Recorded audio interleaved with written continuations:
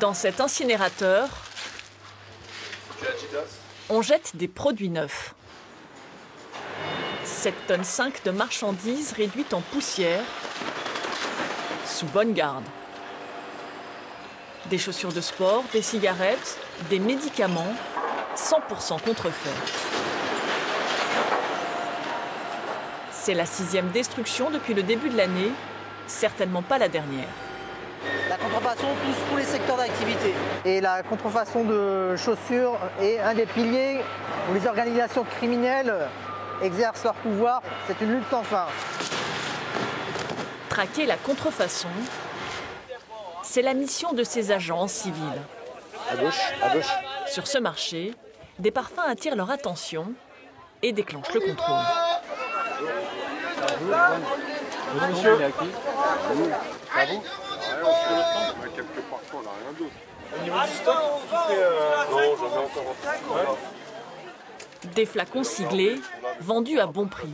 Ça, c'est des vrais chefs après le restaurant, là. C'est des vrais D'accord. parfums. Vous avez les factures justement Les factures, c'est que de temps en temps, ils m'en donnent, de temps en temps, ils m'en donnent pas. Vous achetez où? J'achète à Aubervilliers. À Aubervilliers. L'enjeu pour les douaniers, remonter la filière. Eh ben, on va retourner à la brigade avec le monsieur et puis on va faire les vérifications du coup.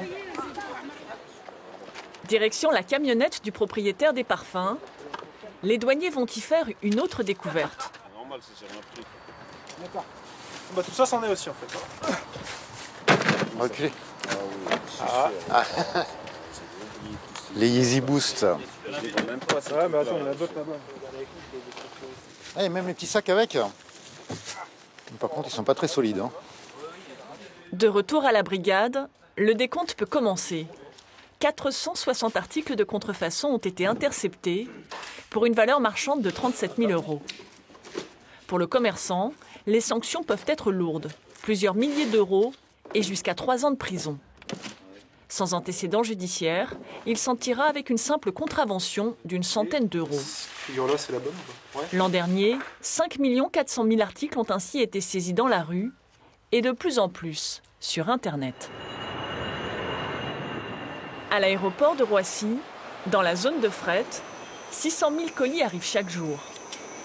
Au centre de tri, 2 à 3% des paquets sont contrôlés selon leur provenance ou leur aspect. Un deuxième contrôle se fait lui par ordinateur. Les données sur l'expéditeur et le destinataire sont recoupées.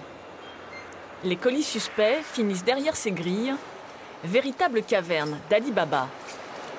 Des étiquettes Louis Vuitton qui sont prêtes à être montées soit sur des vêtements, soit sur des sacs. Ici, c'est surtout de la maroquinerie, des sacs Vuitton et beaucoup de chaussures, un peu de toutes les marques. La marchandise est retenue le temps qu'un représentant de la marque constate la contrefaçon. Les paquets sont alors stockés dans ce magasin en attendant leur destruction. Ce sont des colis en provenance de Chine. C'est des toutes petites sonnes, ce sont des colis qui sont assez représentatifs du e-commerce. Quand vous achetez sur Internet toutes les babioles que vous pouvez trouver sur tous les sites et les marketplaces, les personnes qui achètent ou les personnes qui expédient, évidemment, comptent sur l'ensemble de ces volumes et ces millions de paquets qui arrivent pour, d'une certaine façon, passer au travers des contrôles.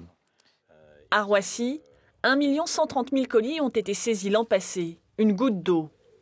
En France, près de 30% de la contrefaçon provient désormais du commerce en ligne.